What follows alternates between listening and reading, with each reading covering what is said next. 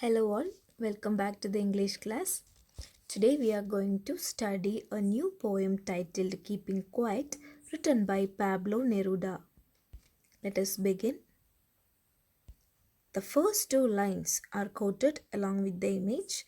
Please refer your textbook and mark the important meanings.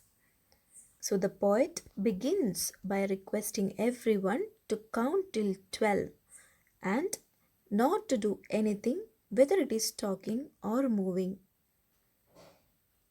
The poet has used number 12 maybe to signify 12 divisions in the clock or 12 months in a year. In the next two lines, the poet urges everyone not to speak any language. As we all know, there are different languages spoken in different parts of earth which sometimes become a barrier in our way for peace.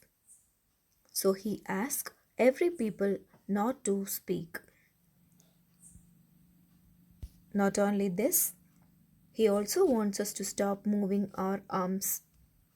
By using the word arms, he means the weapons which are used by different countries to raise a war against each other. So basically, the poet is demanding peace from all of us. I hope the first six lines are clear. So the poet is asking us to stop doing everything and stand still. He is asking us to stop talking, stop moving, and stop speaking any languages and also to keep our arms away. So, he is expecting a complete calmness or stillness. In the next few lines, the poet says that it would be a rare situation when there will be no engines working. Here, he wants to say that if everything comes to standstill, it will be a different moment. If all the engines and vehicles or machines stop, then there will be a sudden strange situation as the world will experience a sudden calmness. People will not be able to rush to achieve material things one after another. So the poet is well aware about the busy life of human beings and he wants to put a full stop to all those busy schedules and he wants every sort of engine or machine to stop.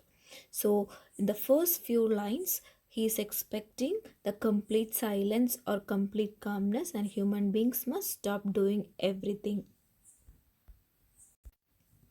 Let us look at the next few lines. Further, the poet says that the fishermen will also stop and they will not harm whales in the sea. This means that the poet is urging everyone not to harm the animals.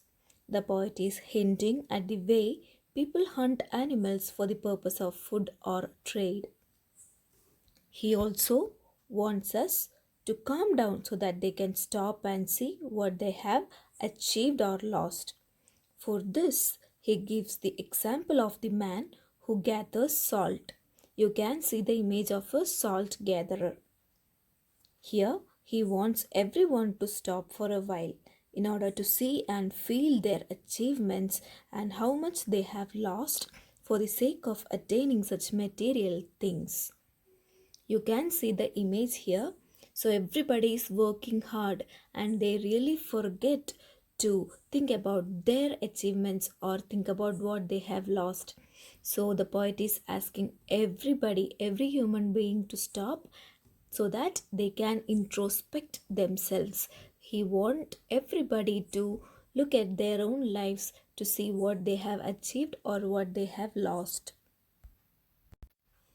Let us look at the next few lines. In these lines, he is hinting or referring to the creators of pollution, those who prepare green war, chemical wars, and nuclear wars. You can see those lines, those who prepare green wars. Green wars refers to the war or attack against environment. Wars with gas refers to chemical wars. And the wars with fire refers to the nuclear wars. So he is referring to all these creators of pollution and damage. He wants them also to stop and think over what harm they are doing. They should stop their brutal work and think positive. These wars would bring only destruction, and there would be no survivors to enjoy the victory. So the poet says that we must clean the soul of negativity and join hands with other fellow beings. So they would also leave the path of destruction for that one moment when everyone would remain quiet. He says that one should always treat the enemies like brothers and promote peace and harmony in the world. So, with these lines, the poet is trying to say that everybody must stop these wars like green wars with gas or wars with fire, which causes destruction. And finally, consider all your enemies as your brothers. The poet is trying to enhance the idea of universal brotherhood. I hope you have got an idea about the first few lines or the first two stanzas of the poem.